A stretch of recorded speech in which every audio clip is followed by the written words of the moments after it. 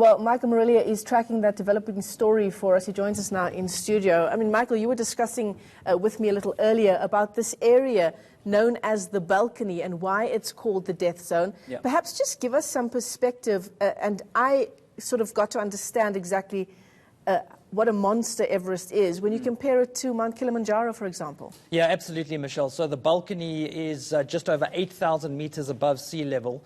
And to give you some context, Mount Kilimanjaro at the top is 5,900 meters above sea level. And we've actually got two maps which we're going to show you, which will give you some perspective of the area and just how dangerous it actually is. And if we bring up that first map, that'll give you really a wide shot, as you can see.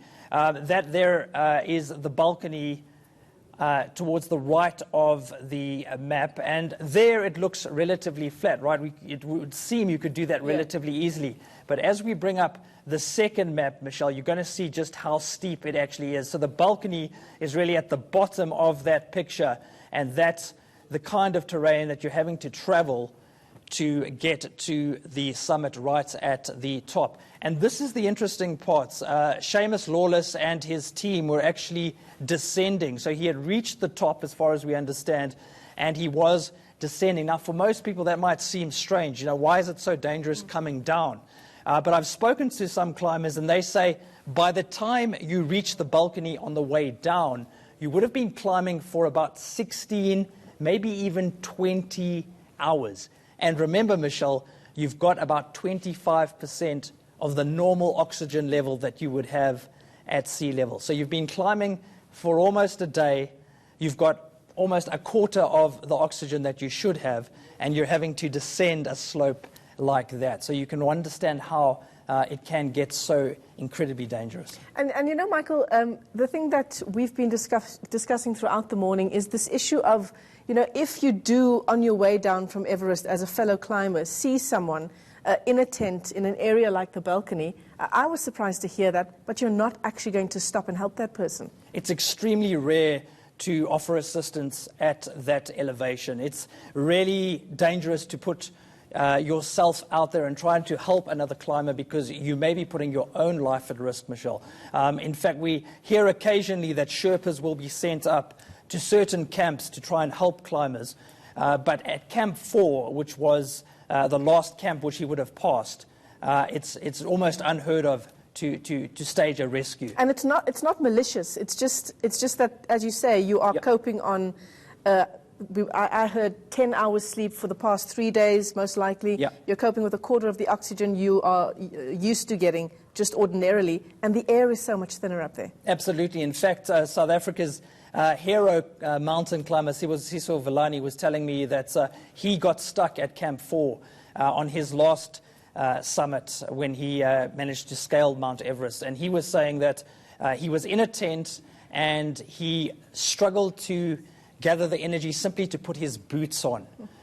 He said that he faced a decision. He could either fall asleep and die in that tent, or he could gather all his strength and put his boots on and continue on his climb. So that's the kind of a toll that it takes on your body. And it just gives you a sense of what a feat it is to scale Mount Everest. I understand that when you do get to the top, you can't even spend that much time there. Absolutely. You can't spend, I think, more than 15 to 20 minutes there. And we've actually been tracking some of Seamus Lawless's videos on social media, Michelle. And one of the latest that he posted was a summit of Mera Peak, which happens to also be in the Himalayas. And tragically, he actually makes reference to Everest, because you can see Everest in the distance from Mera Peak. And we're going to play the sound up now so you can actually hear his voice. And you'll also get a sense of how high he was. Bear in mind, Mera Peak is almost 2 kilometers lower than Everest. So we'll play that clip and you'll just get a sense of the kind of person he is. Here we are on the summit of Mera at long last. The views are incredible. See Everest, Lhotse. People coming up the trail toward Mera.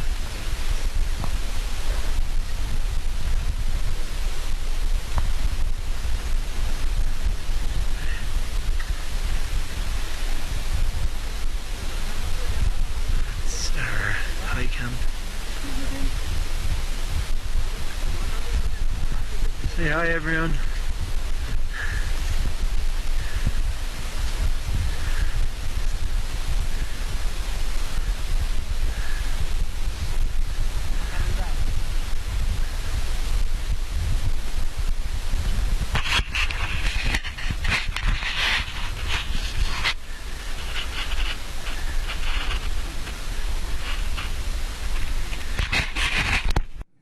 Incredible footage, Michael, and I suppose what it also tells us is that Seamus Lawless is an experienced climber. Absolutely, Michelle. In fact, yeah, he's climbed several of these peaks. He's no stranger to using harnesses and carabiners. He wouldn't be on Everest if he didn't have the capabilities.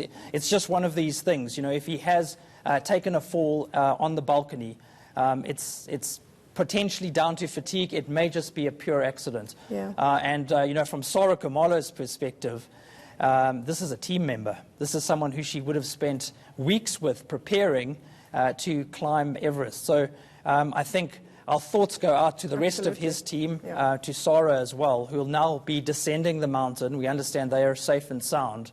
But of course, this incident casting a shadow over the expedition. Michael, I want to keep you here just a moment longer and talk about this issue of Mount Everest known to claim lives. I understand 120 people being killed, over the last 2 decades? Yeah, that's right. So remember that there are a lot of climbers on the mountain every year.